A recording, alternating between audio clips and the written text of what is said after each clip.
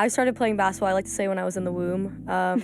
I coach only boys. Okay. Like, oh, miss, no, come on, miss, let's play. Can I play one-on-one? I'm like, you don't want to smoke. Those one-on-one games that we had in the backyard, when I tell you there was blood, tears, everything. Before a college experience, you have to first apologize to all the Lions fans because you grew up as a lesser writer.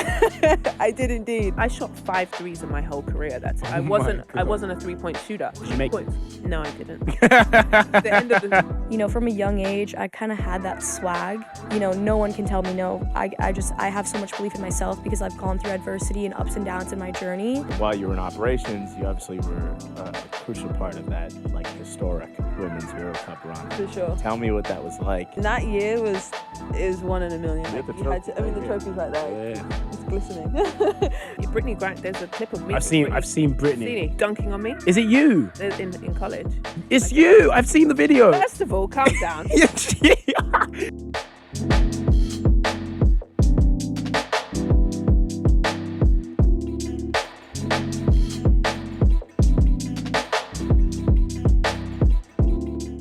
Welcome back to Lions Bulletin, and today I am joined again by... Azania Stewart. Welcome back.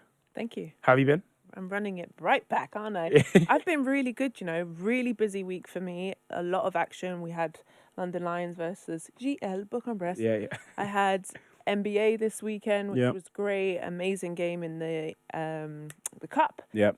And then loads of SLB games. So busy bee, but happy to do the bulletin and get things going. Yeah, no, good. This week we had 3 games. Yeah, the Lions have been busy. Lions had 3 games this week, which was intense. Loads of news to speak about. Obviously, our streak snapped. Which I spoke about. Yeah. I said, being 8-0. So painful. The target's on your back. You get everyone's best effort, and they did. And they did. So, real quick, 8-1. Also, all it takes is like a bad game, which is quite interesting. Yeah. We will get onto that. We also had our Euro Cup game against the team that is basically leading it, which was huge. Yeah, they're number 1 in the group. Fought very hard. And then we also had a game yesterday, which was against Newcastle Eagles, which was a nice big win. But yeah, let's start off with GL Bourg. Okay. Yeah, can I just do that? Yeah. GL Bourg. When you try the French accent. Anyway, great. I felt like Lions came out a little slow for me. I think it was a 4-14 start for them. Really kind of slow, but then got themselves going. Yeah. I loved what Scott did. I just think he's a beast, isn't he? He's a beast, isn't it? Like, I think every basketball team needs someone like that. That just, like I always say, the shot finds him. He's never like trying to force a shot. Yeah. He just flows in the system. Like, you know that he plays basketball the right way. Yeah. Yeah. And the best thing is, if he needs to turn it up, he can turn it up. Well, he had 23 points, 7 rebounds, and I think he's only 24, which is crazy to me. He right? gives I'm 24. 29. Yeah, you give 28, 29. You are? Yeah, but I'm 36, but I don't give that either. No, you don't. You don't. Thanks. But yeah, great. But only 2 guys in double digits, where GL was more spread. Yeah. Tough game. Went into halftime. Came out, and then it just went back and forth. The scoring dropped a little bit. I think it was 13 apiece, and it just, I think I said tied game about 20 times. You know, it went back and forth. Yeah. They made a nice run, and then just there in the fourth, kind of went up 6. Yeah. Just they didn't have enough. Well, the other thing about Joel as well is Joel had 19 points in the first half, right? Yeah. Tweaked his knee though. Ankle. I missed Remember, this. He's an absolute beast. What? Yeah, something happened. He went down in the paint and he kind of got hit and went out and then came back. So I was happy to see that. And then McGusty. Yeah. 20 points as well. I love McGusty. Like I was saying, I just love his style of play. His style of play, like ISO. I think there's a very few people that are gifted enough to be given the opportunity to go ISO. Like, always.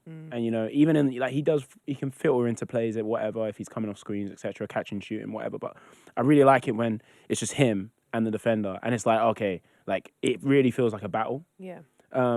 What does upset me sometimes is obviously he doesn't finish everything. He can't score everything. I'm not gonna say he's gonna not go 100% from the field, but it's like when we really need it sometimes, it's like you don't know. if he's necessarily going to show up, but he Well, does show The up. concentration has to go up though. Yeah. That's it. And you know what it is, and this is my coaching hat, Yeah. is the eyes on the basket. If you shoot and look at the same time, the concentration, where if you get your eyes up, then shoot, you have more time and concentration on the rim. So that's a coaching Z gem right I didn't there. even know that. Yeah, I didn't know. where people, even when you're in the post, right, you post, and you turn and shoot. Yeah. But if you dribble, look, shoot, percentage goes up. Really? Yeah. That's crazy. I Yeah, didn't it's know just that. looking at the rim instead of. Anyway. Oh, every single time he shoots, I think it's going in. Yeah. So what else? What else happened? I think just a tough loss for them. Yeah. Gielbook stays at the top. Lions dropped down. Yeah. They dropped down the level, so out of that kind of playoff. There's a lot. There's a lot. We've got loads of to go. games left, but it's like these are the games I feel like you make it easier for yourself. Now there's a lot more pressure going into. I mean, even like Which makes diamonds. yeah, of course, yeah. But like there's a lot more pressure going into the next games. Yeah, I just felt like they had done the hard work and they let themselves down. There was some defensive lapses. Huge. And We were talking about Booth Gatch. Booth Gatch. I mean, in the first quarter. First 6 points, was it? Yeah. First 8 points. And he that literally left starts on the left. They double screened him down twice, and one went to the line. Yeah, and that just makes the difference, right? And that was another thing. I feel like there was a lot of fouling, and we could have brought that down. Yeah, 3 guys fouled out. Yeah, 3 guys fouled out, I think. And also, like when we look at what's his name, that shooter, McGee, Darius McGee. Yeah. First of all, he's 5'9", which like blew my mind because he was doing everything on the court, and I think that's like good for players in the UK to actually see. Yeah, good for short kings.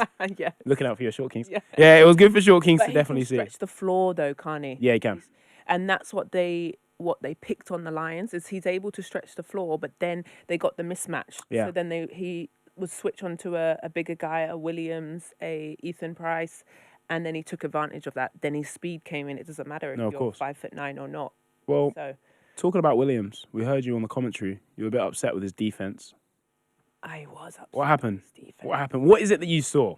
Okay, so I did give him a hard time. I'm not gonna lie. And anyone can get it, by the way. Of course. So what happened? He switched on to McGee, Yeah. and he had his hands out. When you do have that height difference and you're guarding a shorter player, you use the length. Yeah. Right. You use your hand, and then you give your feet more space. Right. So it looks like and it deters them, like, oh, Yeah, I'm yeah. gonna get blocked. But then you give yourself that extra room, so when he does put the jets on, you've got time. Okay. And then you can meet him at the rim or whatever. But this Terrible. and no space.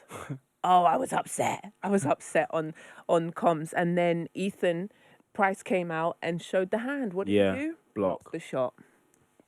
Would Yeah. you look at that. Yeah, it's kind of crazy. And then what? They're the same. I think Ethan might be 7. He might be 6. It's different. I don't love that. Yeah. You can, the way, if you're a shorter player, you're like, oh, you can't really judge it. Sometimes, and that was it. Ethan just got a fingertips, tiny yeah. little fingertip to it, and boom. But I could tell you're a defensive warrior. Well, out there, I liked switching on the guard. I loved Okay. it. Okay, not all the time, because I was a 4-5. I was Yeah, a true yeah. post, but they tried to pick on me. But that's what I used to do: is use the length, give yourself space, and even if they beat you, you can meet them at the rim. Okay. Oh yeah, of course. Because you've still got the length. I still got the length. Well, I guess it's always interesting to see when the guards switch on to a big, because I feel like guards get really excited about it. Yeah, they think that. And It can. Yeah. That's what basketball's about, right? You're trying to exploit those mismatches, the big versus the small. there we go. Like, that's the whole point, right? That's what you want in the pick and roll. But McGee, because he's got that length, meaning he's got the space to shoot that shot. Yeah. You've got to respect it. So, yeah, I was disappointed. But they go to 3-5 Yeah. in Euro Cup. They are now 3-5 with Trento and Chemnitz. So Yeah. it's that group has become really interesting. And I think it's going to go down to The wire. yeah. Literally. So in terms of obviously what we saw, like, now they did play a good game. It's not like they lost by 10 points, 20 points. I don't want to blow out. Right, yeah, it wasn't, yeah. Well, okay, I'd argue that a blowout would have been better. As a fan, as someone that's watching the game, because I'm it was really painful to see that we could have... I would rather that, though. that you're that close to a team that's number one, and also you play them again Okay, yeah. at their place. Where if it's a blowout, you think, "Oh, we're nowhere near. I We've guess. got a lot of work to do." Where if you just put your hand up on defense, box out, yeah. it's small one. It's You not. hit your free throws. You hit your free throws. That's the biggest problem. Yeah. Lions are 20th. They're last in Free throw percentage. Eurocup. That's awful. Correct. They are last. Wow. And we draw quite a lot of fouls as well. So that's something they need to. Okay, work interesting. on. I didn't know that. That's a good. Yeah. I feel like even though what we saw, they did fight, right? So do you feel like where do you see the ceiling? Has that changed your perspective on where you saw the Lions or how good the Lions could be this season in the Euro Cup? Yeah, I think they've shown amazing flashes of greatness, and Sabonis wants them to be defensive minded, and you can see when they did lock them up. Yeah. They're out in transition. They're getting out quickly. So that does. What defense wins championships, in my opinion, and free throws. Yeah, I mean, So when they're not defending well and you're missing free throws, you've got no chance. yeah, But I think they'll watch film, and there's a lot they can learn. They play Lacablis Penevagis. yeah. Next You can say game, that. You they can say yes, they play them. They are, what are they? They are 2-6. Okay, so this. But they've got some. They picked up Michael Flowers, who's a baller. Yeah. And then they've got an Estonian guy, Kullamäe is his last name. Wow. Kullamäe. They're good. Some good guards. Yeah. I think they can beat them, but still, you can't disrespect them at all. They both average the same amount. Lions and Lacablis average 76 points apiece. Okay. Same Wow. scoring. So I think it's going to be, yet again, another tight game. It's an away game. Yeah. International break this week, which is... This is good. This is good. I think as a player who's not... I always went to national team, right? I played Great Britain. Yeah. One, if you... I played overseas, so I played in Hungary. Mm-hmm. And then you don't realise when you come home to Great Britain national team, it's like listening to conversations in English and... Makes a difference. It makes a difference, because then you can just chime in. You know, if you're at dinner or whatever and you're just sitting there and you just hear Hungarian or Latvian, you're like, I can't drop a joke or anything, but coming back for national team break is just a real reset. And then if you're not on a national team, you get a reset. You get to, hopefully, if your coach gives you a couple of days. Of course. Some coaches don't. Yeah. Give you a couple of days. You can take a break. You're in Europe. Go to Paris. Go to Amsterdam. Go somewhere. Relax. Take a break from basketball and then come back and everyone feels refreshed. I feel like when coaches don't give their teams days off, it becomes tough. And we know Sabonis does. They train a lot, I think. Like crazy. And it's quite intense. So... But they'll get a couple of days off, which will be great for them. Yeah. Tariq Phillips. Annika. Yeah, been called up to the Great Britain team. Yeah. This Thursday in the Copper Box. Huge. Against Lithuania. So, yeah, huge Lithuanian crowd, because we know that so many Lithuanians are in London. The Copper Box, I guess, is almost like the Lithuanian basketball home, technically, because, you know, we're connected to, the London Lions are connected to the Lithuanian team. What was it, Zalgiris? Zalgiris, yeah, they came down. Yeah, they swarmed us. And there was about 1,000, I think 1,600 was the attendance at Eurocup. So hopefully it's a weekend game, support Great Britain, Lithuania. I think it's going to be, Lithuania is good. They're a great basketball nation. They love their basketball. But the London boys, 2 representing from the Lions, will be with Great Britain. Of course. And Amin played a great game. Talking about Amin, had a great game against Newcastle yesterday. Yeah. And that was, it was amazing to see him straight up in the first quarter. I think 11 points in the first quarter. Finished with 18. Which is, and again, I just love it when it's nothing's forced. Getting his shots in the movement of the game. Yeah. And like how... You can see the trust though. Yeah, it's overtime as well. Yeah, overtime. He's been being put in the starting lineup. Yeah. I think if he can just clean up his turnovers, but I think he just plays at 100 miles per hour. And that's what sometimes you just got to take that L, because he's all or nothing. It's like people who go for the steal, you know what I mean? They might get it. Don't know how I feel about gambling though. But then, like, I had a teammate, Joanna Leadham. She was always a she gambled. But Oh, man. because I knew she was going to gamble, I would then have her back from Okay. behind, because you know that type of player. Yeah. But if you just randomly did it, but you know, you just Yeah. you just know it, right? Yeah. And that's kind of, he doesn't really gamble that much on defense, but on offense, Yeah. if he can just clean that up, because he's scoring well. That Mm-hmm. 18 points in Newcastle. Whoa, let's talk about SLB. Yeah, let's talk about SL. Okay, yeah. So first of all, we'll get back onto Newcastle. Bristol, man. How do we feel about Bristol? I mean, We got to give them their flowers, yeah. because I guess they're the ones that knocks down the number one team in the UK first, I guess. Mm-hmm. And you can never like discredit the opponent yeah, and just say but we had 54 points from Lions. It was 54 to 68, 11% from the 3-point line. and 9 points in the third quarter. Ouch. Yeah. What's the, you know how we go, Yeah. what's the like, Yeah. I just was a little bit disappointed with them. Yeah. But Scott didn't play.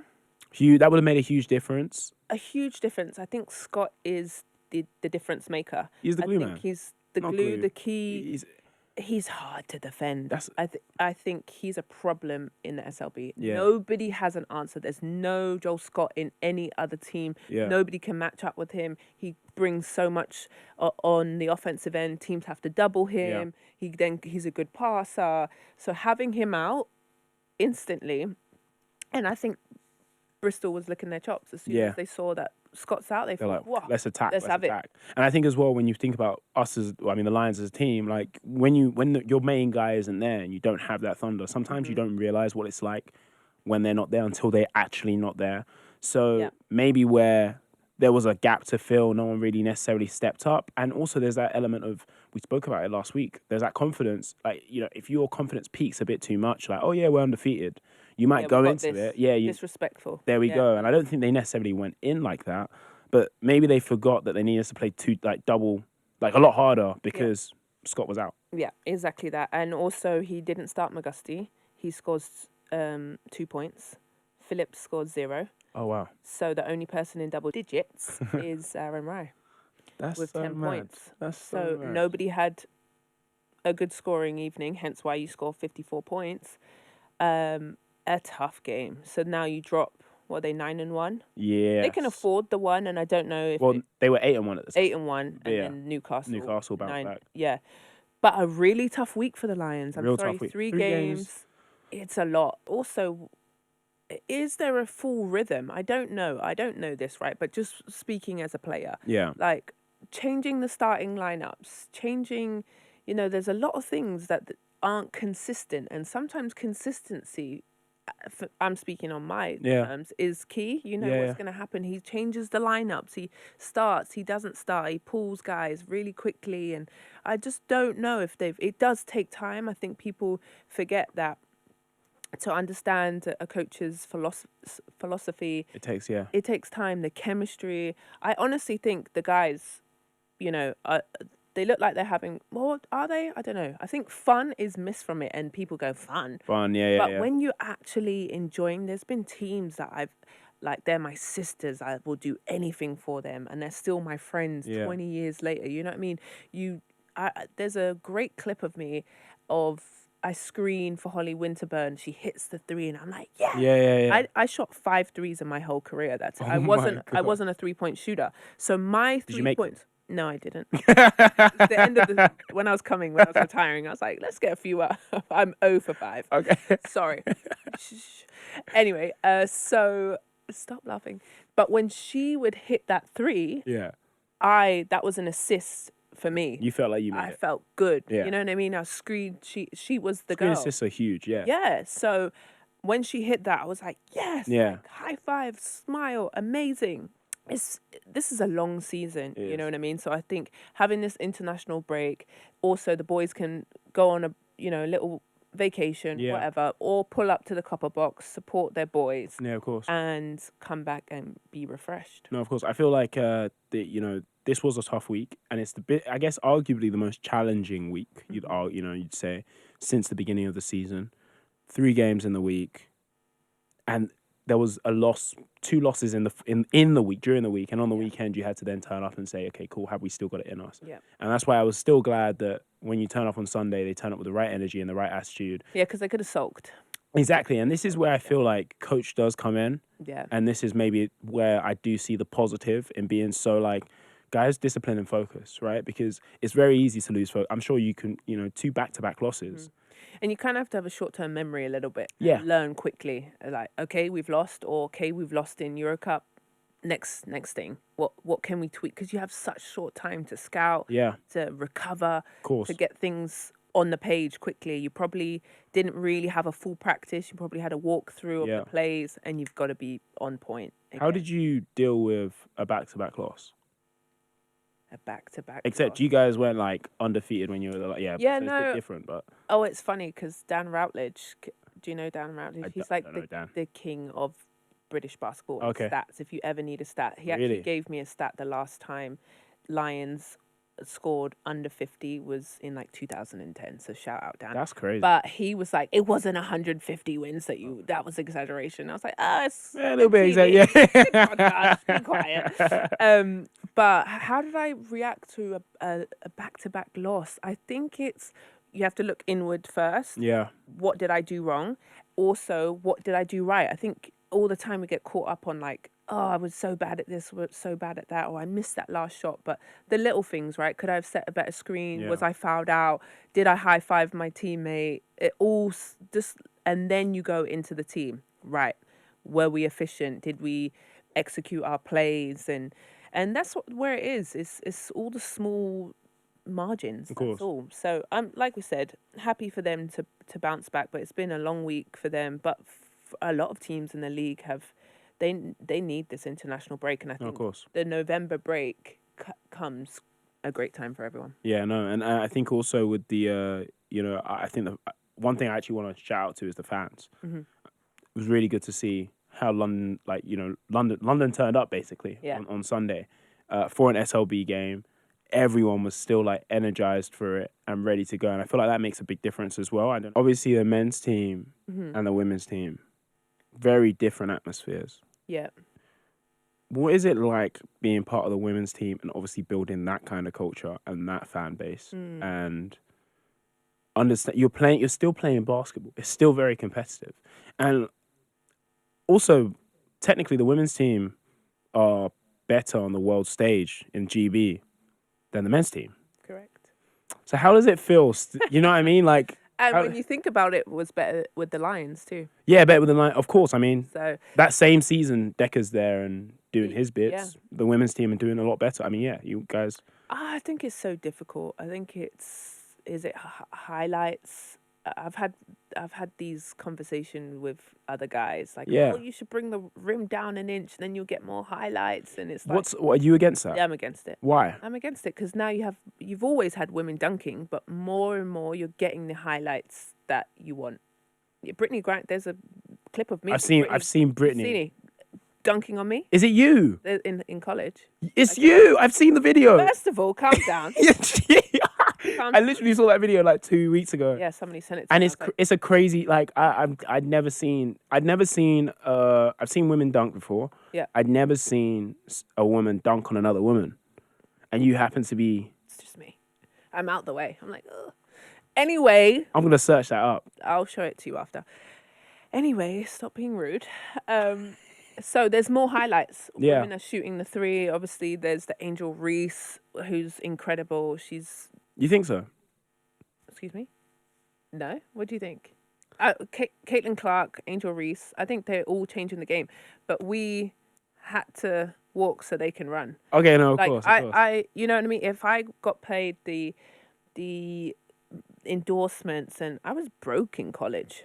Yeah, I mean, if you want NIL, it would be different. If I had an NIL, can you imagine? Yeah. Me, I'll be rich. Damn. I'll be rich. And so I get it. And I've coached girls who are now in uni and they're getting paid 10 bags for an Instagram post. The money is different. The push is different. Yeah.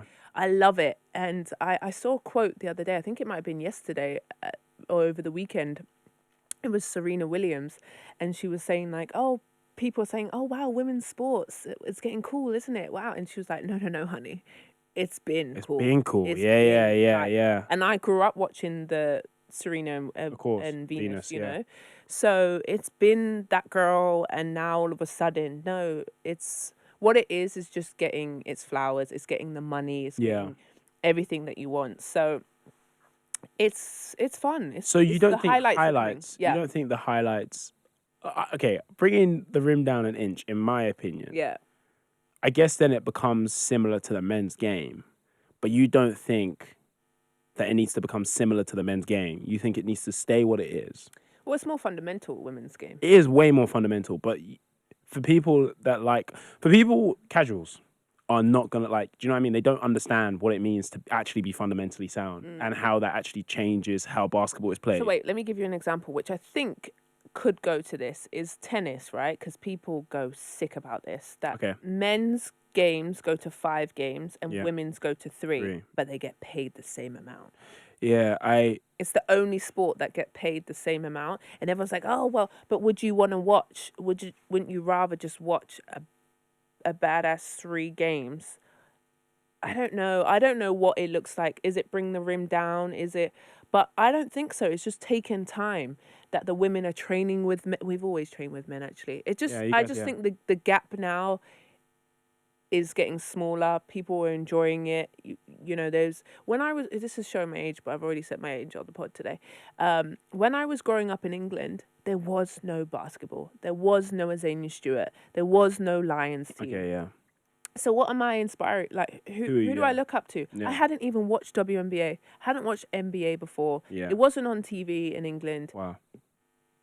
This is Who's your WNBA goat?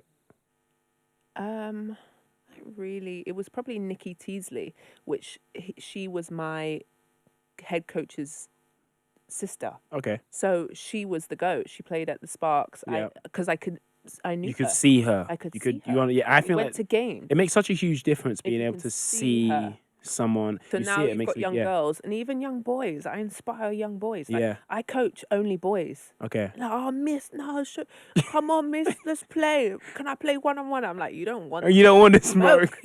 Or what? You know, sometimes I give them a little, a little. Who would win? postman. You or Lenz in a 1-on-1? Oh God, stop it.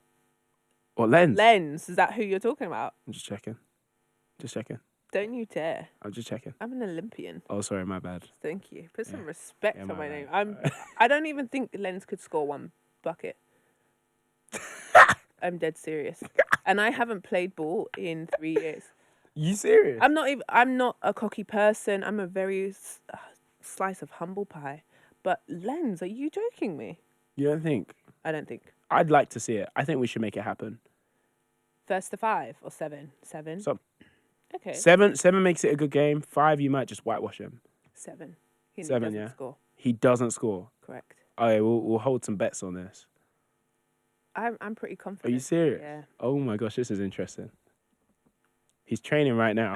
he probably better. is. Oh gosh.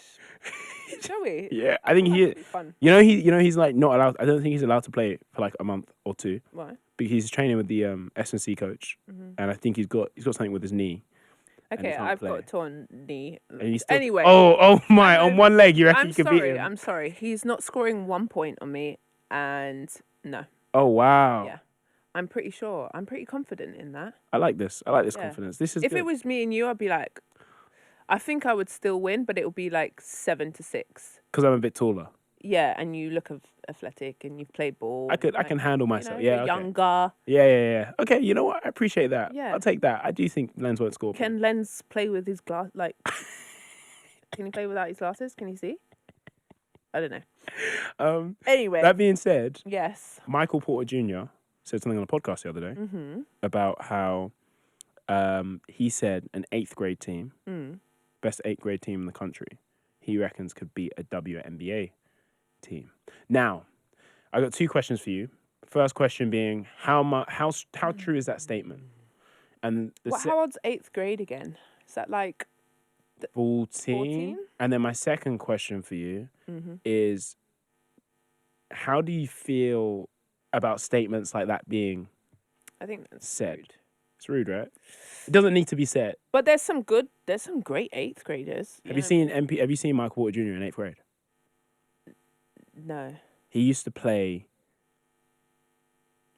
I don't know.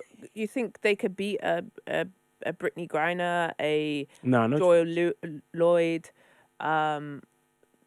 guarding Caitlin? Yeah, I No don't chance. know. I that's a no from me. That's a Azania versus Lenz question. Absolutely not. I think it will be a good game, but Yeah. like as women, we play against men. It doesn't matter Shoot the age. lights out. Of course, men are quicker. We're two different. Yeah. We're two different things. So I think that's rude. I think that's disrespectful. But also, I get it. I think it would be a good game. Yeah. But nah, let's Nah, not do that. Let's throw that in the bin. I don't like it when statements like that are said because I think it takes away from. The greatness, Yeah. the work. We tie our shoes up the same way. Yeah. We put in I've the never heard same. it, yeah. Like it doesn't matter if it's. I was gonna say like LeBron Yeah, it's a James. bit It does different. matter. Yeah, it does. Yeah, bit It different. does matter. But still, like the same. Okay, let's go with Scott, for Yeah. instance, and myself. We put in the same hours. I go to the gym the same amount as he does. I play all year round. Yeah. I'm working. It's my craft. It's my job. So what's the difference? It's true. I mean, also in terms of skill, we've seen Sabrina when she shot. She did the 3-point contest with Steph. With Steph, And that was like shot one- from the NBA. NBA line. Just to show though. That I can do this. If you need me to do this, I can do this. And I think Steph only won by 1 point, Yeah, which makes like it just shows. it's been cool. Yeah. Been cool. Yeah, you know what I mean? But I'm really excited. I'm gonna watch that part of the pod for you to speak to. Some of the girls are coming, right? Some of the Yes, team some of the girls coming. and Ruchae, and they're doing well. I think they're 2-2 in the Betty Cardona Yeah. trophy. They still keep the cup, and they're in regular season. So they broke the losing streak. I got to be on that. The Cardiff team they didn't have their international players yet, and a couple of injuries, but it doesn't matter. They've got the dub and a great wrap up of the London Lions. Perfect. This was this week's bulletin. This was good. Loved it. Thanks. Next week, right? Next week is international break. Week after that. It's Le Cabalus, and then the next home game It's Besiktas. is Besiktas. That's a game. That's what we need to put in the calendar. I want to Besiktas, sold 17th out of December. 17th of December, but also Turkish. There's a massive Turkish Yeah. community. Same way like we're talking about Lithuanians for Great Britain this Thursday. I think it's Saturday. Is it Thursday? Saturday. We have to do our due diligence. Yeah. But the Turkish show up and show out, and they go hard. I heard last time they brought 1,000 fans. They bring fans. They go hard in the comments. They go. No. Oh, no. They're savage. But I think that's a big calling to the next Euro Cup game, Besiktas versus London Lions. But, yet again, I think these examples of showing British basketball across the, only way is up. And I love the challenge. So December 17th, amazing. The GB versus Lithuania game, Yep. stunning. The women's basketball, lovely. Put a bow on it. Yeah. Phenomenal. Thank you very much. There you go. We are now on the segment of Home Court where we talk about behind the jerseys, the stories. And join with me today, we've got Abby. Yeah. Hey, everybody. Welcome back. And we are also joined by Annika Shah. Did I Yeah. say it right? Annika. Is it Annika? Oh. Yeah. Yeah, well, okay, yeah. You know, it's- the British it's your people haven't name. gotten it so far. I think it's the accent, but Annika. I'll go by anything. It's Yeah? fine. No, don't No, do that. Don't do that. No, He's gotten everyone's name wrong so far, so it's fine. It's kind of a bit at this yeah, point. It's actually a bit of this. Yeah, you're right. You Yeah. know what? We're doing well. We need What's 5 your, weeks from now. What's your nickname on the court? Everyone calls me Ani. Arnie. Yeah. Okay. But I guess the Lions have called me Chef Shah recently, so I mean, fair, Interesting. Why do they based call on you your game. Yeah. Oh, I don't know. It was Chefin'. just yeah. to be fair. What was it? 20? I saw a 27. Was it 27 or 29 a week ago? 29. Yeah. 29. Yeah, balling out. So sad. Yo, shoot it for real. I try. Welcome. Yeah. Thanks for having me. Tell us about from the beginning. How did you start playing basketball? Like, what's your why? Tell us a little bit more about that. Okay, well, I don't want to make it too long, but I started playing basketball, I like to say, when I was in the womb. My parents are, I'm 100% Indian. My dad was born in India. My mom was born in the U.S., but they both grew up in Chicago. So grew up during the Michael Jordan era, loved basketball. My dad is the biggest basketball fan, and so when they had my brother and I, that was a sport that they were for sure going to put us in. And, even if it was in, the little alley of, where a condo was growing up, we were always really, really competitive, playing a game of 21, horse, whatever it was, going to the local YMCA. And I just fell in love with the sport. I do have an older brother, and I copied literally everything that he did. Amazing. Like, he took French, and I was like, I want to take French, and I hated it and switched to Spanish. But like, I copied everything he did, and he fell in love with basketball. Obviously, you can't tell because I'm sitting down right now, but height isn't really a strong gene in our family. I was able to get through, a lot of it, and get here, obviously, but didn't really work out for my brother, even though he loves basketball. Poor brother. But yeah, no, I grew up playing basketball since I was about, 5 or 6 years old. And I grew up playing on a boys team, just because both my parents, they worked a lot growing up, and so they didn't have time to drop my brother and I to different activities that we had. So I kind of just did everything that he did. And then at one point, the program that we were playing for, the club was like, hey, does she just want to play with the boys? And so I ended up playing on a boys team up until around 8th grade, because then high school level, I had to, obviously transition to an NCAA certified girls basketball team so that college coaches can see me and all that stuff. But yeah, it was, a interesting transition because I've grown up, I had so many brothers and I'm close to so many guys that, I grew up playing basketball with, and, now they're doing amazing things too as well. So it was really interesting, but I'm super, super grateful to have that experience because it shaped me into the person I am today and made me a tough person who, doesn't take no for an answer. And I play a lot bigger than I seem on the court. So, that's all thanks to the experience that I went through growing up. Yeah. I was going to say, how do you feel like your physical game was affected by playing with boys growing up? Yeah, it was a really interesting journey because this is going to be a little TMI, but, girls, they hit puberty before boys. And so I was one of the tallest on the team. I know that's shocking to think about, but I was one of the tallest growing up in maybe 3rd grade. Yeah. And then when they started hitting 5th, 6th grade is when all these boys just spurted. Yeah. And then I'm playing against boys too that are, double the size of me at some point. Like it was insane to go against this level of athleticism, how high they can jump, and just I got to see some of these boys grow up, which was really cool as well. But it was a lot to adjust to, but it helped me on the flip side transitioning to the girls game, and then ultimately getting me to this level where people are going to continue to get bigger, more athletic, stronger. And so I think it's the mental toughness going through that from a young age has really just installed that mindset in me. Yeah. And when did you realize, oh yeah, like I'm a hooper? Like, I can do this. I'm cold. Like, Yeah. I don't know if there was like an exact moment. I think, throughout the timeline, you kind of go through these phases where you're like, oh, I can keep playing at a higher level. I can keep doing this. But I would say, like, from a young age, I kind of had that swag just because I had to. Not Yeah. necessarily because, like, I'm this overly confident person that, believes in myself. And yes, I do. Now I'm at this point where, no one can tell me no. I have so much belief in myself because I've gone through adversity and ups and downs in my journey.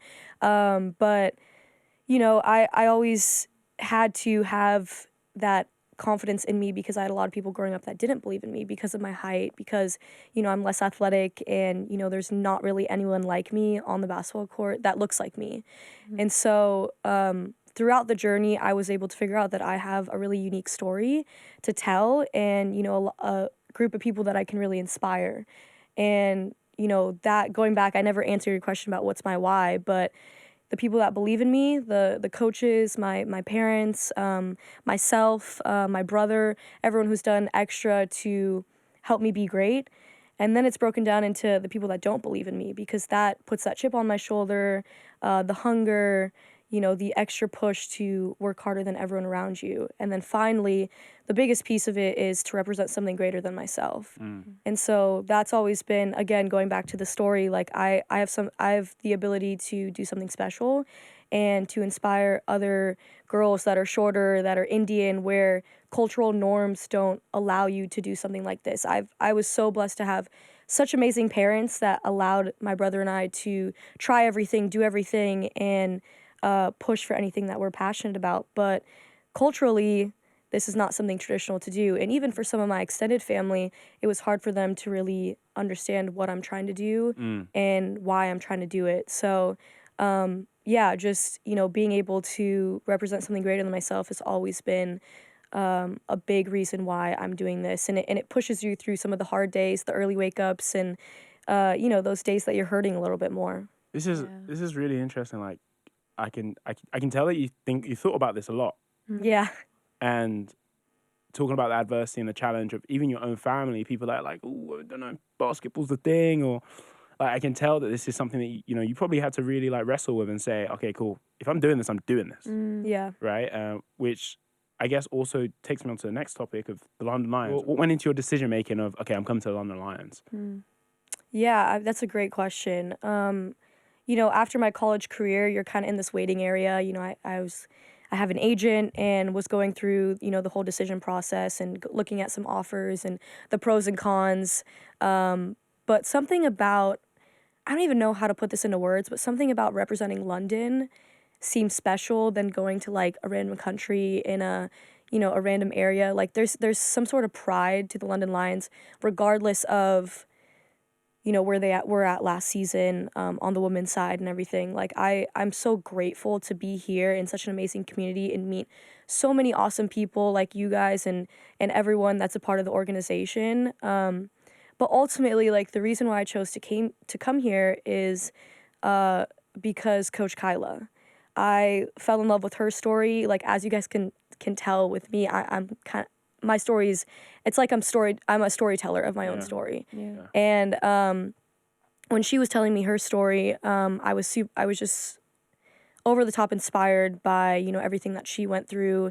And, even though some of the adversity that I went through in my story was totally different, there is still a little bit of a connection there. And, after a couple calls with her, I knew that I wanted to play for someone like her, because when you know that a coach believes in you, especially for someone like me that, I've had a lot of people not believe in me and a lot of people, not tell me straight to my face things that I need to hear, or, not just being straight up about what they actually think of me. She was able to connect with me on a different level from her playing days as well.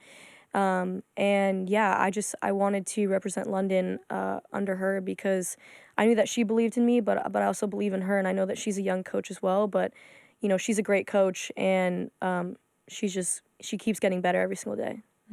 Let's talk about the Lions team and obviously the energy. What's that like? What's it like with being with a new group? And yeah, talk to us about the team chemistry, how you guys get on. I mean, right now you guys are 3 and 4. Yeah, 3 and 4, 3 or 5. I think. Okay, there we Yeah. go. So yeah, tell us about it. How'd you guys deal with everything? The wins, the losses. Yeah.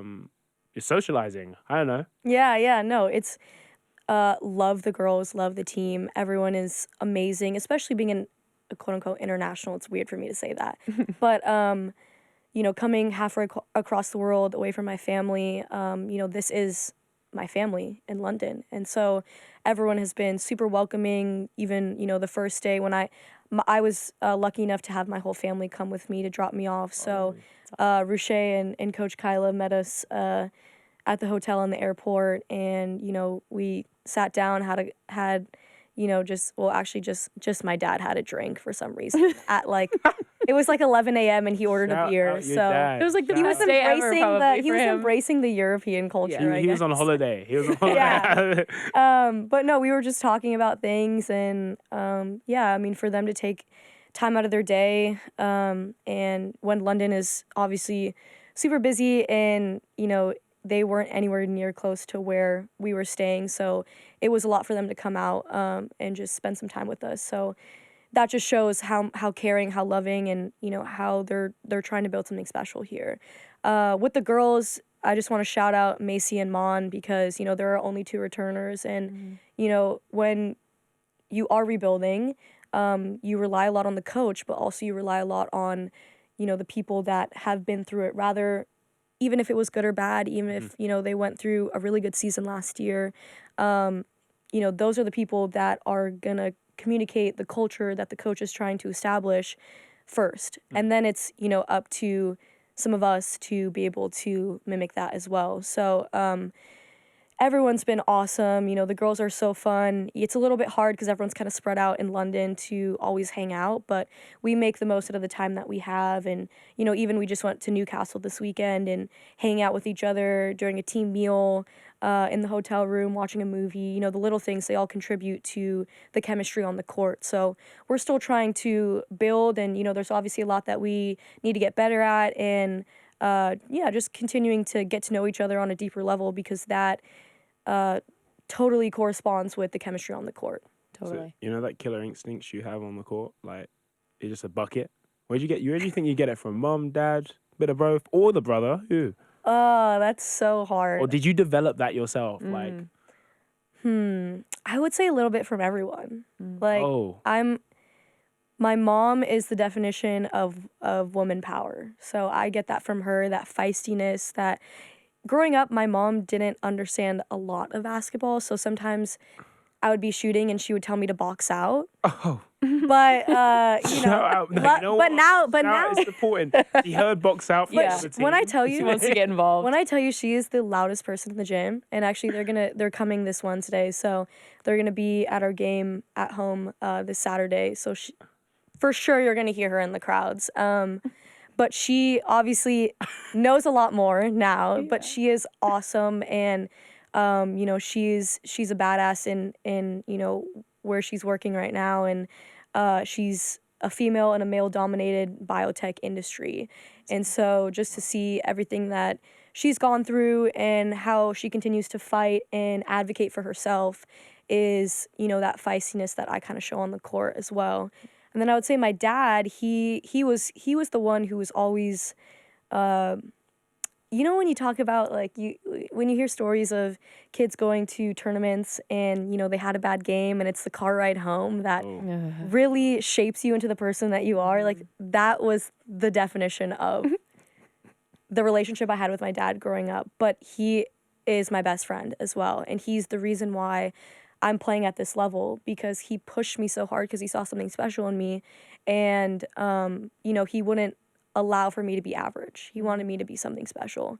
But also on the flip side, my dad is super funny. Obviously, he's always down for a drink. Shout that. But I get kind of my humor side from him. So being able to have that feistiness, but also, bringing the fun out of things in a highly stressful environment is important. And I get that from him. And then my brother, my brother's only like a year older than me. So we are really, really close in age. Again, we did everything together. Those one-on-one games that we had in the backyard, when I tell you there was blood, tears, everything, that competitive spirit that I have right now, that I have and have always had, was because of him. Because we would battle and we would get after it. But he is my best friend as well, and he is my number one supporter. Also, like, even going through college basketball, we would get, in Christmas, we'd maybe get 3 to 4 days off. And thankfully I was only a 3-hour drive from home. So I would go home for a couple days and, but you're still in season. So you have to keep up and train. And I would train with my trainer every day except for Christmas Day. And I was still like, I need to get my reps in, and I have a hoop in my backyard, and it was raining on Christmas, and I went to go shoot outside, and my brother came out, put on a jacket, and was rebounding for me. Oh, great game. And that just like shows how selfless he is, and how much he, is the best older brother to me, and, just wants me to be great as well. When you're talking about that car ride, all I can imagine is dad, like, in the car, being, stop listening to your mum. Don't box out. What are you doing? Stop boxing out. Stop boxing out. But no, shout out mum. When I would just be like, when you're just staring out the window and you just The don't song's even want to playing in the look. background. Yeah, and You're you're a like, music video. yeah, you're playing like a really sad song in your head. That's what I was going through. Trying not to show any tears drip from my face because I couldn't show any sort of weakness to Oh him. my god. He's like, "Are you listening to me?" Yeah, yeah. Yeah, I am. Yeah, it isn't as bad as it seems. We had some great moments in those car rides. Yeah. My first time after getting my permit to drive was after I had a tournament that weekend, and it was all the way in Sacramento, which is like a 2-3 hour drive. No, it's honestly it's probably like a 2 hour drive from our house. And my dad was like, "You're driving."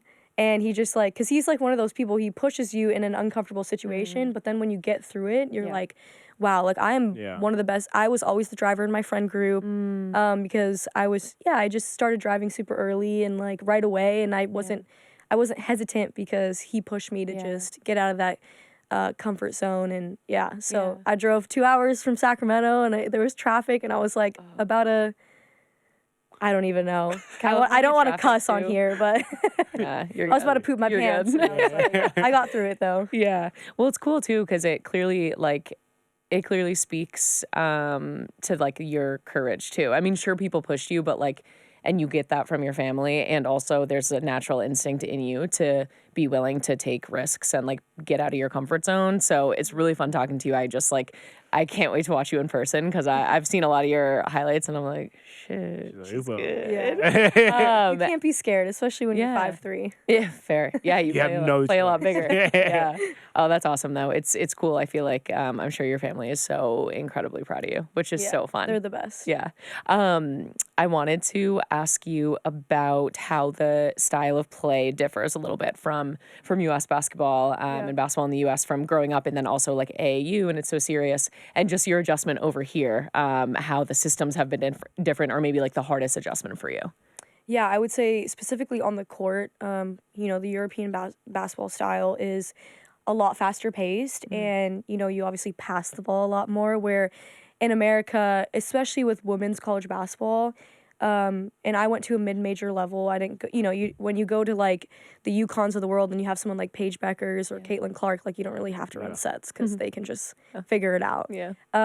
But at my college, we had like 50 plays and it was very, by the book. If we pass here, this person has to do that. And it was, again, a lot slower paced. And that is also like shows in some of the scoring because we would have games where it was like 56-53. We're here, we're pushing, going all the time that we can get up to 80 or we even had, I think maybe in our first game we were close to 100 or something like that. But yeah, it's a lot faster, but I love this style of play way more because in America, again, everything is so by the book at the collegiate level. Obviously when you get to like the NBA level, it's different, but I would rather push. And then also in college, I played more of the two guard because they needed me to score because I am a scoring point guard, and it was easier to have me off the ball with our sets to work to get me in a scoring position. We're here, I'm playing point guard, and it was really interesting talking about adjustment because I didn't play point guard for 4 years, even though I'm super, super small. Yeah. Like, I should be playing point guard. But just in college, they need me in the scoring position. So, it was a little bit of adjustment, and I'm still, there's still a lot for me to get better at. And, like, I have film with coach in, like, 2 hours to go over some of my turnovers from last game. It's a lot more fun style to play. Just because you're always pushing, but you can get tired at some point. Yeah, so I'm sure. being well Especially as point conditioned guard. is like super important. Are you finding it easier to score now you're more on the ball than off the ball? Do you feel like being off the ball helped you see things now a bit differently? Yeah, I think a little bit of both. Great I think. cue. Yeah, that's a great question. I think when you're bringing the ball up and getting pressured full court, you can get a little bit tired. So that is one thing. Sometimes when I just am in the wing and I get to run all the way down and have someone else bring it up, it allows you to catch your breath for a little bit. But I will say, having the ball in your hands a lot more, there's something about the feeling of the ball, the energy in the ball that helps on the scoring side, just because you always have the ball in your hands. And like sometimes in college, you know, when I was getting denied or trapped, whatever, I would go a couple of possessions without touching the ball, and that really affects the next time that you touch it. You know, you may force because you're like, this is maybe this is the first time in a couple plays that I'm touching the ball, and I really want to do something here. Whereas over here, like, you know, I get to feel the ball a little bit more, and yeah, no, I much rather play the point guard in this style of play over here. Oh, that's fun. I was gonna say something earlier, and I'm gonna say it now, but it's been in my head the whole time you were talking. I was gonna say men can ask good questions too. And I appreciate that too. What would you say is, like, if you're picturing the way that you want to score, what's your favorite way to score? Yeah. Favorite way, ideal situation. How are you scoring? Well, Steph Curry is my favorite player of all time. And I am from California as well, so I'm a Golden State Warriors fan. Okay. As you guys probably know, I love shooting threes. So ideally, I would love at some point in the season to hit the night-night celebration. Okay. So I'm waiting for the right moment. Yep. I don't know. I mean, tennis is obviously really big here too, because you guys have Wimbledon. Tennis was my second sport, so I'm a huge tennis fan. I do love the Ben Sheldon dialed in. So I did this a lot in college. Amazing. After some scoring runs, maybe hitting 2 or 3 in a row. But yeah, I'm a big, I like to celebrate. Nice. And I think a lot of times, like, people look at it not like differently, and they're like, just worry about the next play kind of thing, especially as a woman. Yeah. But it hypes me up, and I think it also hypes up not only the crowd, but my teammates. And, you know, maybe letting out a little bit of a yell or a little, like, a big fist like pump or something like that. I really enjoy it. So I'm one of those people that, like, I dream about some of my celebrations. So ideally, regardless of how it happens, just getting a 3-up in a really crucial moment of the game and then hitting the night-night celebration would be something that I've always dreamed about. I can't wait for that to be clipped with the clip of you doing that, like in like 2 games from now. It's gonna be so sick. Yeah. Oh, that's awesome. I'm picturing the Matt Goodwin yesterday's like step back three that I saw that. Yeah, I saw that. That you probably hit millions. The crowd times. went crazy. Yeah. Yeah. You mentioned your ACL. Yeah. What was that like? Dealing with that? Yeah. What were the mental battles? Coming back from that? Mm-hmm. Were there any doubts? Mm-hmm. Yeah, I mean, any major injury is, it's scary at first.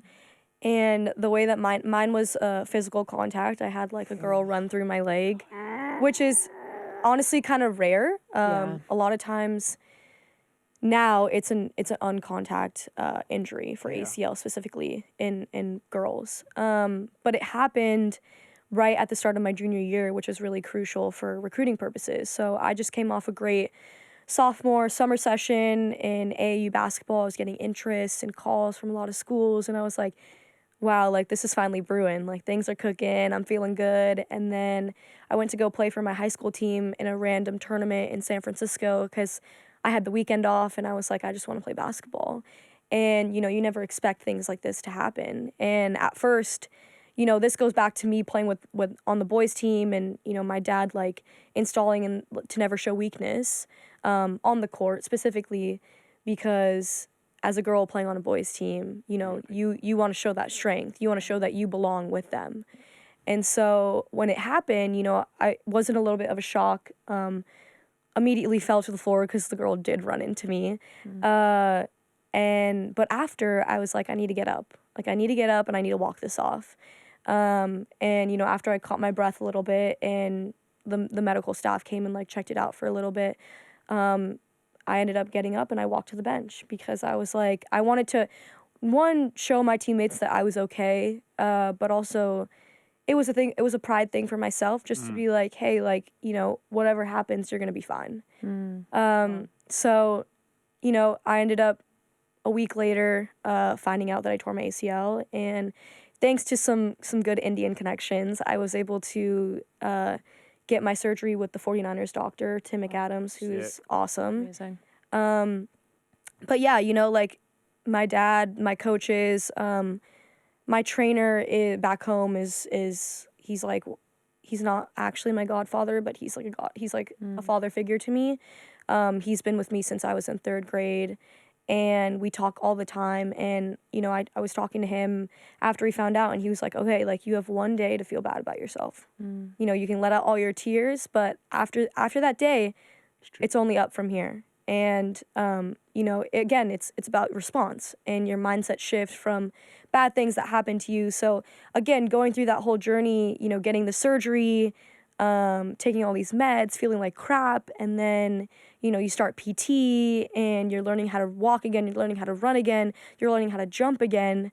You're like, holy crap, this is insane. But it's the little wins that you also need to learn to celebrate. And that's something that journey taught me, is I was one of those people that was like, you know, once I would only really celebrate once I won a championship or won something big. But, you know, also going back to celebrating on the court, going through that injury reminded me and showed me that it's important to celebrate the little wins, because it's that positive energy that keeps helping you push and want to be better. So yeah, that whole journey was an interesting time in my life, but I'm so grateful to have gone through that, because it made me into a stronger person. It made me see the game and study the game from a different perspective, because I had to watch a lot of basketball instead of play it. And, you know, I was able to form into a little coach on the court because of it. So yeah, you know, it wasn't ideal to go through that situation, but everything happens for a reason, like we've been talking about. And I'm so grateful to have gone through that experience, because it shaped me into a better player and a better person. Yeah. And I feel like point guards are the coaches on the court. So it's kind of cool like to the be able to QBs, see that. Yeah, exactly. Yeah. You're the perfect person to ask this question to. Okay, shoot it. Did you play 8th grade with boys? Yes, I did. Okay. I asked this question earlier. Michael Porter Jr. mentioned a comment about how 8th grade boys could be, I think it was a WNBA team. Thoughts on that? My God. Is that a thing? First of all, Michael Porter Jr. doesn't pass the ball, so I don't like him. Yeah, but like back in the, he never passed the ball, I guess. Yeah. I mean, there was literally, okay, I'll answer your question, but I just want to say this. There was a clip of him, because he's on the Brooklyn Nets right now. Yeah. And he literally shot a pump fake 3 with like 3 people on him, when 2 of his teammates were open on the wing in the corner. Yeah. Okay, yeah. Do you remember? Yeah, I know the exact shot yes. you're talking about. I can see it in my head. And I'm like, that's not basketball. This dude. Anyways, that is, I think, a really stupid comment to make. Just because, like, it shows that, you know, even though women's basketball continues to grow, and now we have more, you know, visibility for it, and, you know, thanks to people like Caitlin Clark and Paige Beckers and Angel Reese, visibility is growing, and the league is getting more competitive, and it's getting bigger as well. You know, I think Michael Porter Jr. and people like that are blind to just the idea of, you know, women being kind of actually good at sports and good at something in a male-dominated profession. And I just think they need to be educated. So I don't know exactly if there is a first step to make him change his mind. Like, maybe he should watch a little bit more women's basketball. But, you know, if he's going to say something like that, again, it's more fuel to the fire, and just screw him. I guess this is for both of you as well. What is one thing that is, actually, I'll throw it and you guys can pick which one who wants to answer what. What's misunderstood about women's basketball? And the other question is, what's misunderstood about women athletes in general? I would say I feel like you're gonna choose I want to move away from basketball, I think, right now, because as a college basketball player, but also like a female athlete, I think something that so many female athletes struggle with is body image. And I think as a female athlete, and I'm speaking from my own experience, but also like people I played with and just a lot of people that it's never talked about, you are expected to be this like strong, very like dedicated athlete who is in the gym lifting as much weight as they can and being as fast as they can and putting in time and time and time. and your body changes because of that. And I think a lot of people, I saw a lot of females at the Division III level asking if they didn't have to like do this specific lift because they didn't want their shoulders to get bigger or whatever. And I think right now in Western culture and just in general, the ideal woman is like a skinny, little, small, petite woman, and athletes actively are not that, especially basketball players. And I think that was a struggle I really went through. Was I viewed myself as such a big woman compared to other people, and I think that was really detrimental to like I think it leads to a lot of eating disorders and just like how you view yourself. And I think that's a struggle that I think has been talked about a little bit more, but I would say female athletes, it's a really hard balance to have because you're expected to be performing in this way that you need your body to be fueled.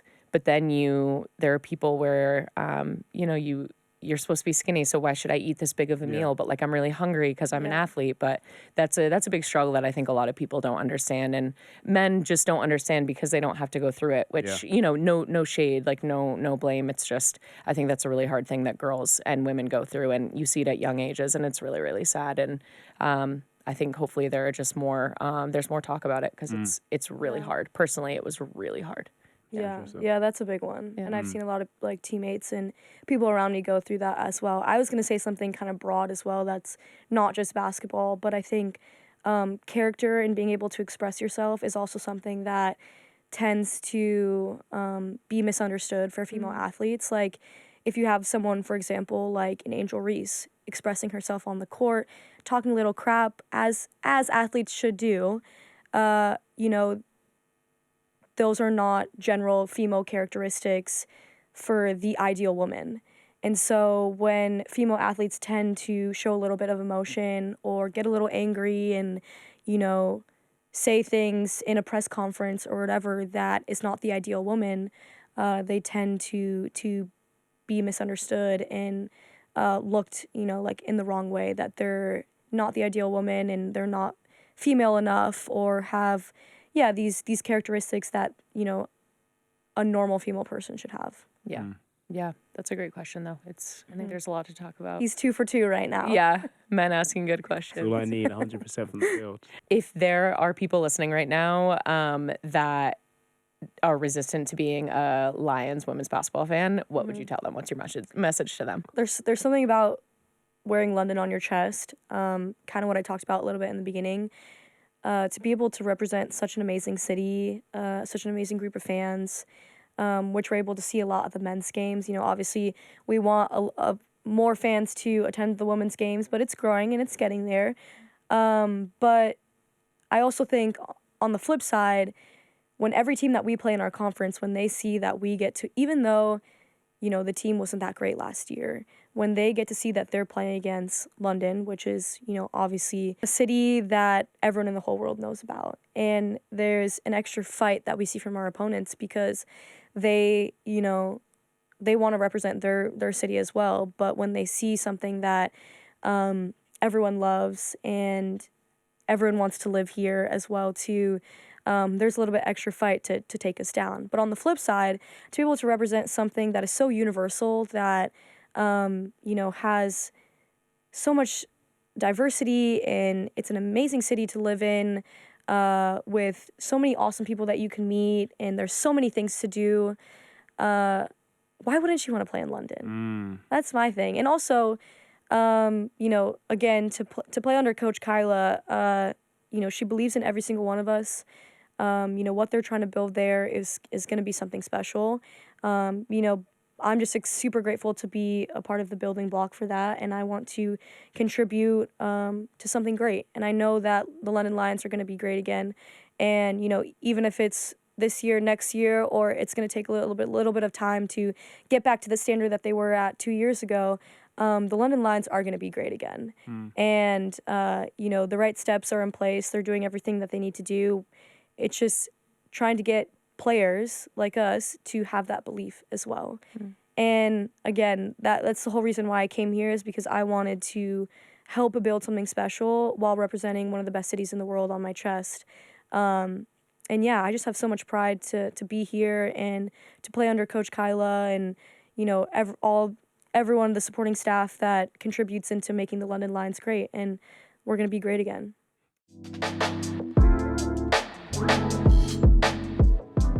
Hello, everybody. Welcome to another episode of Front Office, where we talk behind the scenes with the people who are helping to make the London Lions happen. I am here joined with the one and only Ruchae Walton, the general manager of the women's basketball team.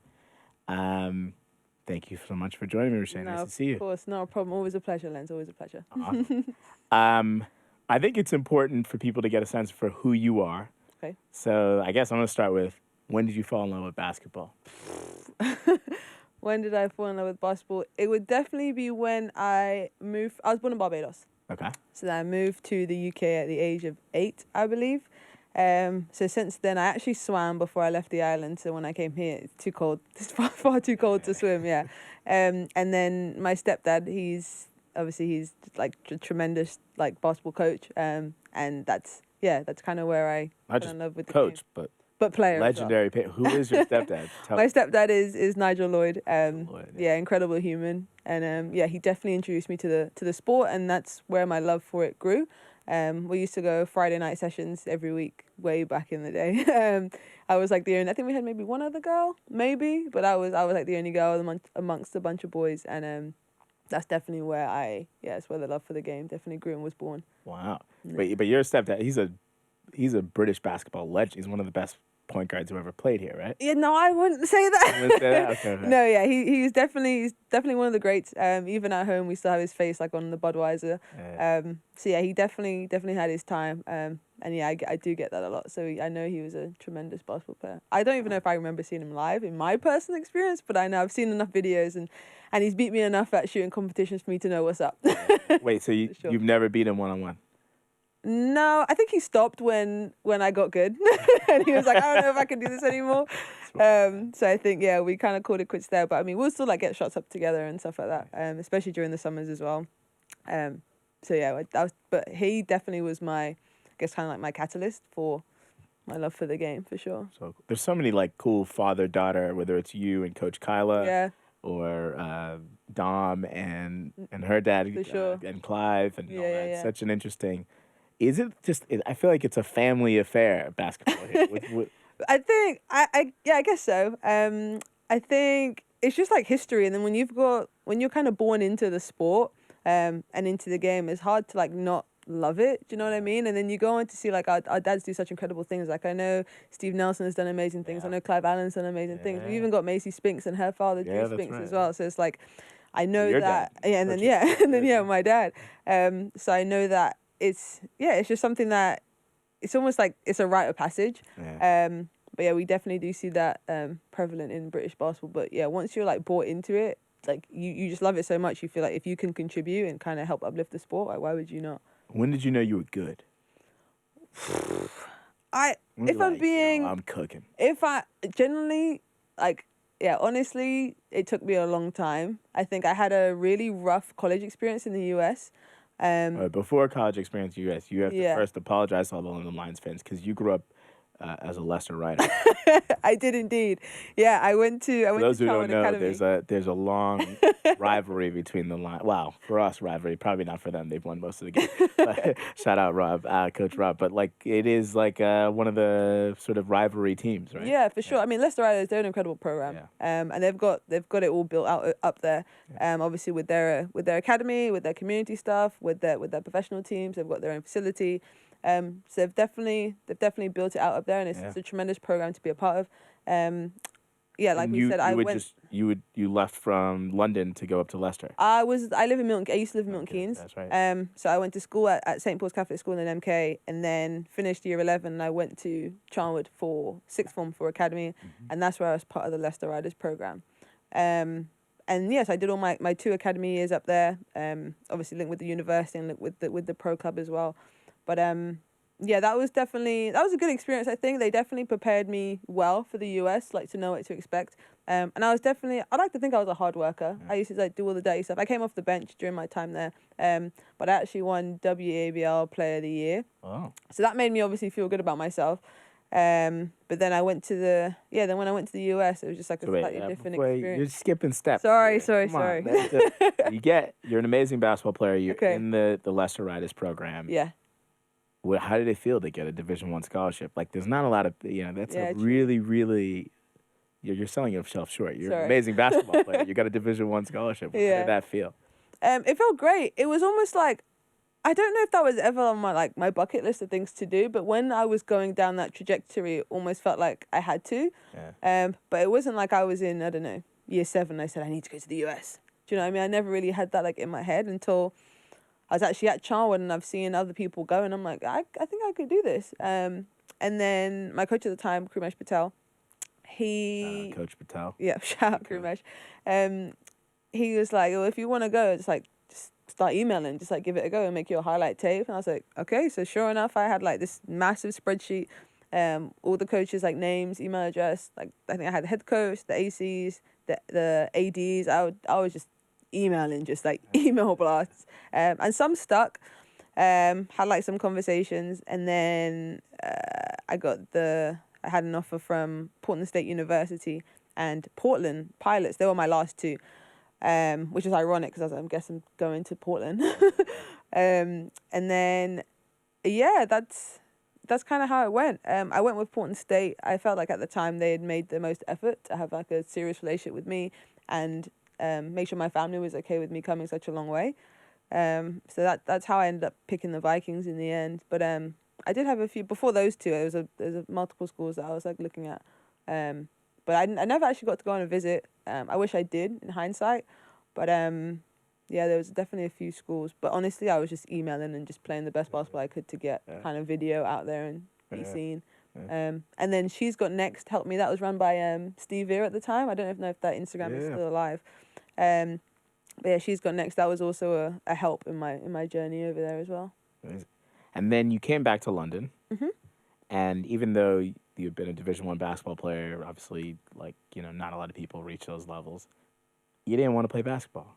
No, and that's because of just the experience I had in the US. So my freshman year was actually great. I enjoyed coming off the bench, making the most of opportunities I had. But then I got injured. I tore my meniscus at the end of my freshman year. And then in rehab and everything, everyone was like super cool. But then when it was time for me to come back, I just kind of felt like a shift. I kind of felt like I didn't really, I don't want to say didn't belong, because I think it was too early for me to realize that. But definitely just like the vibe and the energy was just off post injury. But I mean, then the next 2 years, we had COVID hit. We're at our tournament, our conference tournament. COVID hit. Everyone gets sent home. And then I was home for like 6 months. Then I go back for my senior year. Bearing in mind, at that point, I would still have my redshirt year because I was hurt, and the COVID year because we all got COVID years in the NCAA. But I opted not to take any of them because I graduated with honors. I'm like, I don't need to study anymore. Like, it's done. I don't want to stay here anymore to play. And I think that's why I kind of just was like, I don't want to play for the time being. I was just kind of over it. I didn't think, I just didn't, I guess I had like a little bit of low confidence in that aspect of it. And I'm grateful for the opportunities that Portland State gave me, for sure. Like, I have some really good friends from that school, and just an experience that, like you said, not many people get, play Division I and go all the way over there and have everything paid for. Like, it's kind of a tremendous feat. But in terms of the basketball, I kind of just lost the love for playing when it was time to come home. That's kind of why I stopped at that time. And then you came, and your first gig was? Playing-wise? Just in general. I guess just in general. So when I first came back, I actually was thinking about going back to the US for grad school to study physical therapy. Ironically, I got into 3 schools in Florida with my grades, But obviously, because being a kid on scholarship, I would now have to pay for the grad school. And I was like, well, I have no money to even start.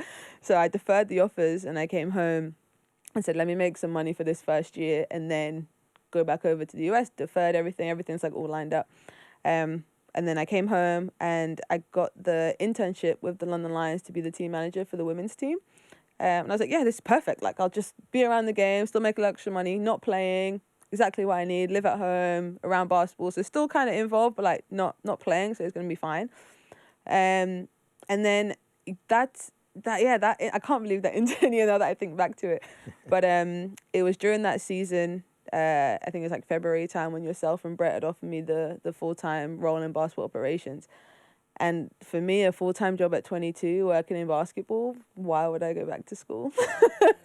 So I remember you were thinking about. I think about it for a while. You weren't sure you were Yeah. going to be a physical. I was like, I know. you really want to be a physical therapist? I know, yeah. I remember I thought about it for a really long time. I mean, you and Brett were like super supportive anyway, but yeah, obviously here I am now. So I did take the basketball operations job. I didn't go back to the US or study physical therapy.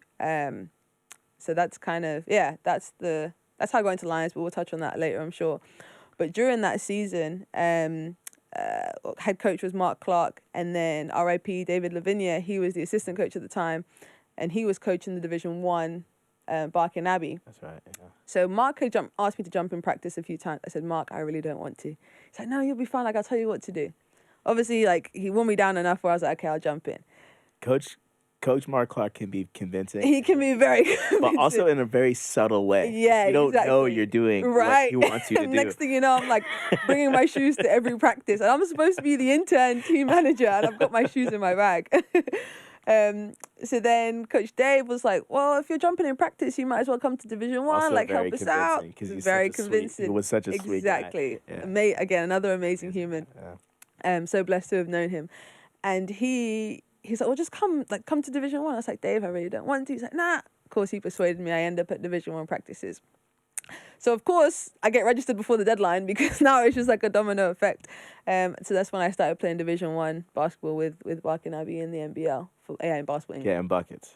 Then that's now my confidence is coming back, because I realized like I'm actually like okay at this. So then You I were driving felt what, like good. 25 a game? Yeah, I think my average. I think now, if you look back on the stat, I think my average was like 19.7 or something. 19.7. Insane. Something like that. And Yeah. like how many assists? I mean, maybe like 2. 2? Maybe. That's it? Maybe 3. You in a staff game, I don't think you passed me the ball once. No, I passed it to you one time. I did, yeah. but you missed. So then it's like I can't afford to keep passing you the ball because I want to win. You were yeah. like you reminded me in that, like, I saw some of the clips. You were like Georgia Gale. It was going up. Oh, it was going up. If I can see the basket, it's a good shot. For sure, it's going up. But yeah, definitely like in Division 1, my confidence definitely grew. And then I kind of picked up a rhythm in it, and I stayed with them. Dave wasn't coaching anymore, and then Coach Lauren Milligan came in. She stepped in, so I coached, and she coached me for 2 seasons. I think I played for Barking for 2.5 seasons. Yeah. So yeah, I was with Coach Lauren Milligan for 2 years. And then, confidence definitely grew. I was on the Rebound All-Stars. I went there. I missed the first year because I had worked with Lions. But the second year, I was able to go and actually be a part of it. Picked up some awards, Teams of the Week, all that kind of stuff. Cool. Yeah. Very cool. And then while you were in operations, you obviously were a crucial part of that, like, historic Women's Euro Cup run. For sure. Tell me what that was like. I mean, that year was one in a million. You Like, had the you had to. trophy I mean, right the here. trophy's right there. Yeah. It's glistening. Yeah, that year was something special. To have all of those people, staff, and players like in one place to kind of achieve something so great was just, it was tremendous. And honestly, like, when I talk about it to other people and to people the people that were with me on that journey, it was almost like you just had to be there, because there's not enough stories or words to even put together what that year was like. All the ups and the downs, and then just to come together for something so incredible. Honestly, it was amazing. I still remember the day like it was yesterday, April 10th, 2024, and we won that thing. Yeah, literally like it was yesterday. And what was it like? There were some tremendous leaders on that team. For sure. Obviously, Vanya and Coach Stella. Mm-hmm. What was it like to learn underneath them? Vanya is one of a kind. She's an incredible mentor. She was really, really supportive of my journey and just like my experience. So learning underneath her was just, it was incredible. And she also gave me a lot of, autonomy to kind of make the right call. And she trusted a lot of the decisions I made. And I think that's what, again, gave me confidence in the operations side of the game. And then to lean on her for like some of the bigger things, and just to know the experience that she had from working in the league, and just be able to kind of be a sponge when I'm around her and just soak up all the energy and the knowledge that she had Yeah, she's awesome, and I'll always speak really highly of her. And then Coach Stella, again, one of a kind. I think, because I actually ended up playing for Lions, didn't I? Yeah, you did. Yeah, that was funny. Still waiting for you to play for the Lions. Yeah, when Coach Stella convinced me, and then I guess obviously seeing her as like a colleague and then seeing her as a coach was like two kind of different things. But I have the utmost respect for her. She's so passionate about the game, and she loves basketball so much that she'll do anything that it takes to win. She'll do all the small things that you don't really think about. And yeah, even like on the basketball operations side of it, when we are going on away trips and stuff, after the first 2 or 3 games, I knew exactly what Coach Stella wanted, and it was like, if once I don't veer away from this, she's going to be happy. So from down to what we were eating, obviously keeping the same roommates, the times of the travel, like all those little things, Coach Stella felt was really important, that we had to obviously have a magnifying glass on those details. So once like those first 2 games going in, she's not changing her mind either. Like she likes what she likes. So once we had like the playbook for Coach Stella, it was just rinse and repeat. And then by the time we were in April, like it's normal. So it was like we were in a rhythm, we were in a routine, and at that point there was nothing stopping us from winning that thing. It's amazing. For sure. Transitioning into this season, so obviously a big part of like what we needed to do from a sustainability standpoint is have that academic partner, and we got that with New City College. Absolutely. And there was and so yeah, talk a little bit about that partnership with New City College, and that how it's how do you feel it's worked so far with the women's program? Yeah, I mean NCC, they've been incredible already. It's only been 3 months since the season started, and they've been tremendous in just like their support and everything that they do. So obviously the academy is based out of there. Really big academy. I think we have 438 kids there. So it's huge, and it's only going to grow. But I'm sure people have seen it online as well. Obviously newly refurbished, got the branding all over the walls. It's a high level venue, and people want to be a part of it. So then, like I said, the academy is built out of there, and our women's team train and play our games there, play our home games there. I mean, it's a fantastic facility. We have like the weight room just on the top floor. We've got the court on the bottom. We can get access. Coach Kyle and I are based there, so the girls can come in during the week, get extra workouts in. Again, we're there with the sixth form students as well. They can work out. Honestly, it's a really great facility and program, and I think us and them have really come together to provide quite a strong and positive experience for students. And then again, with the women's team being based there, we can also give work experience to the students as well. They can see what it's like to be around a high level professional basketball team.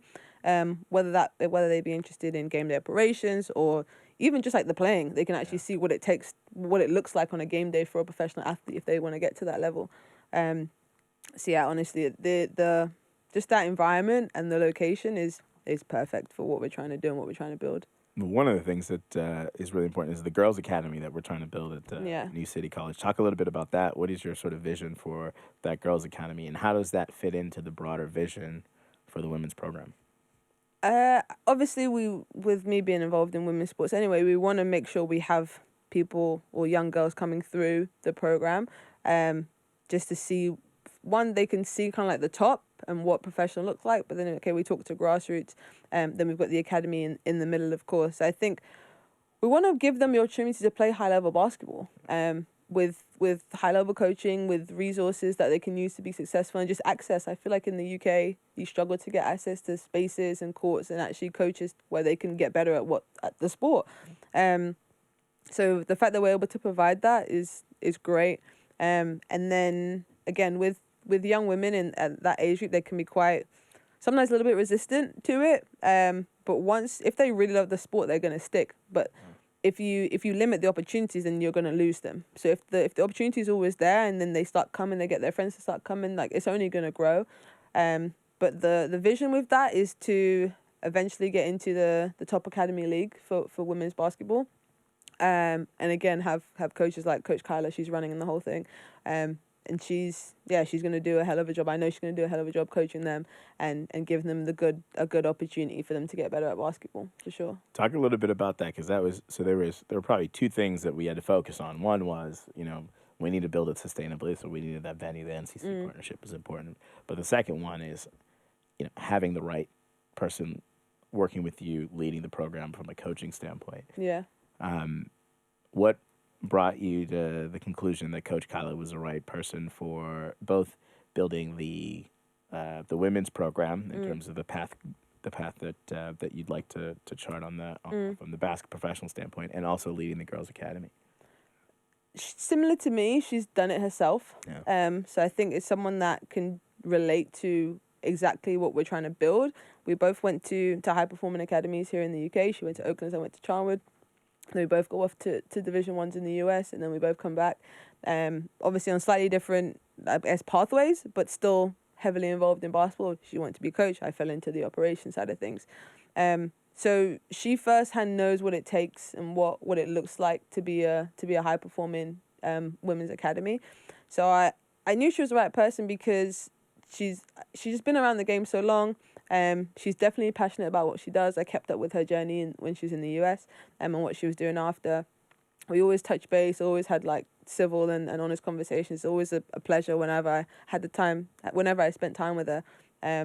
So again, when I was in the GM role, she's one of the first people that I'd reached out to. And then, yeah, it's kind of a slow burn, but obviously I managed to get her over the line. And even now, I still think it was a really good hire. Each week she's getting better. She's still obviously super young, and there's a lot she needs to learn, similar to myself, because we're still both quite young in these roles. But I just know that she's going to continue on the right path and definitely better herself. She wants to put the work in every day to be better, and I can already see that just as the season's going on. So yeah, I'm really excited about her and her journey and her trajectory in coaching for sure. Coach is great. Roster construction. How did you even think about it? Let's start with the British players, and then let's go with the American players. For sure. How did you think about that roster construction? And then tell me about those players and how they fit. I obviously wanted to bring back some players from last year for a sense of continuity. So I knew for sure off the bat Macy and Monique were going to be perfect for this. They brought so much into what we did last year that they feel it, and they're almost on this journey with me. Actually, fast forward to this season when we won our first game, both of them were like, "Where's Ruchae?" Because we felt like we worked like a season and some to finally get our first win. So I knew for a fact they were the right people to bring back. Monique is also born and bred Hackney, so it's like this means so much to her because it's like she's got such strong ties in the community. And then Macy Spink, she's a really high level player. She loves the game so much. And she did a really good job of leading this last year, and she's doing the same this year as captain as well. She's got great leadership instincts. Yeah. Monique is she should be going viral. I don't know. Everybody should. She's such a personality. She is. It's like really for sure. Monique's one of a kind. Honestly, she's awesome. Such good energy, such good vibes, and she's such a hard worker, and she just loves the game. She's got so much passion, and honestly, she's always a joy to be around. She might be the second fastest woman with a basketball. I know who you're gonna say the first fastest person. I can't. My Shanice brain can't wrap around how fast Shanice is. No, Shanice is incredible as well. Obviously, had the privilege of working with her the last few years too. But yeah, Monique. She's one of a kind. So then continuing on with the British players, again, similar to Monique, I wanted people who are from London. I think it means a lot more to them. You get a little bit more drive and passion behind that. And I want a team that is involved with the community and people feel close to. They like the fans don't feel like they're out of reach, or the young girls don't feel like, oh, I can never get to that. When it's like, actually, Monique was born and raised in Hackney. Like, why can I not be Monique playing for a professional basketball team when I'm in my 20s? So that was kind of my idea, and I'm like, okay, who kind of fits this bill? That's where we end up with players like Esther. We end up with players like Chantel, players like Yasin. That's how we get in those London-based players. I guess going down the US or the imports. Yeah. So Jada Lewis, I actually played with Jada Lewis when I was at Portland State. And she's a bucket. Jada is a bucket. I had already kind of planted some seeds when I first got the role, but she'd already signed to be in Finland. So yeah, I planted the seeds back then, and then this summer I was like, okay, now obviously I know I've got Coach Carlo in post. I'm gonna lay it on quite heavily and give her an opportunity that she almost just couldn't resist. And again, able to get her over the line. And yeah, she's already come in and she's already been a joy to be around. I knew what I was getting when we signed Jada. And And I think she's definitely deserving an opportunity. She was someone that I knew as a high-level player when I was playing with her when I was in the US. So now to actually bring her over here and have her here for her second year pro, I would like to think she's having a blast. We should get her on and ask her. But yeah, she's already doing well. She's fitting in seamlessly. The other players love her. Yeah, she's a high-level player. We've also got Maya Proctor. That connection actually came through Coach Kyla, because when Kyla was in the US, when she was in Canada last year, Maya was on her team. And Kyla was the AC at the University of Calgary, and again, Maya played for that team. So that came through Coach Kyla, and again, I mean, Maya's amazing. She's one of the loveliest people you ever meet. And she's just so adorable. You can't not like Maya. And she's such a hard worker as well. You see her and she's so like nice and gentle. When she's on the court, she's diving for the loose ball. She's roughing people up. Like she's going after boards. Maya, she's incredible. We've also got Sarah and Annika. We spoke with Annika today. She's a joy to be around. She loves it here in London. She really wants to make the Lions great again. I heard she did say that. She's gonna kill me for saying that. Shout out Annika. She's got the quickest shot. Men or women, she's got the quickest release. For sure. On the Lions. Yeah, Crazy. absolutely. Yeah. Crazy. And she's it's between her and Lucas Jonas for the probably release. No, for sure. But Annika's a primetime player. When it's game time, Annika's like, give me the ball. I'm winning this thing. Yeah. And she's done it already. Just a couple of games into the season. So there was that big shot against Nottingham where she was falling away from that. Did we catch that? I believe so. Somebody's got to post. I think someone has it. Yeah, someone definitely has it from the baseline. Hamish, find that. But yeah, no, Annika, she's incredible. She loves the game. She's a super hard worker again. She loves to be busy. And she's just really good vibes and a joy to be around again. And then we've got Sarah as well. Sarah's so lovely. Coming over from the US in California. She's also, again, similar to Annika, she's at UEL, playing under Coach Tope. That's right. But yeah, Sarah, again, happy to be here. She's lovely, loves the game again. And I'm just grateful that she's taken the opportunity to join us here in London as well. So what were your goals for this season? And then in the next, call it 5 years, what are the ambitions for the London Lions women's program? Goals for this season, to compete in every game, to make a playoff run at the end of the season. At this moment in time, obviously, we're out of the cup and the trophy, unfortunately. But I think that's okay. I think that still gives us... We still had really competitive games when we played on that side of the year.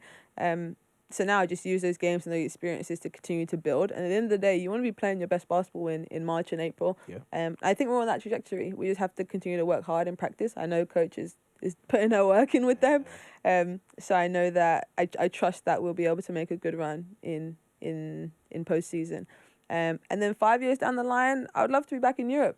Ideally want to get back to that. And I can definitely use my experience because I've done it. I've been on the team when we experienced that, so I know what it takes. I know what the days look like for us to achieve something as great as that.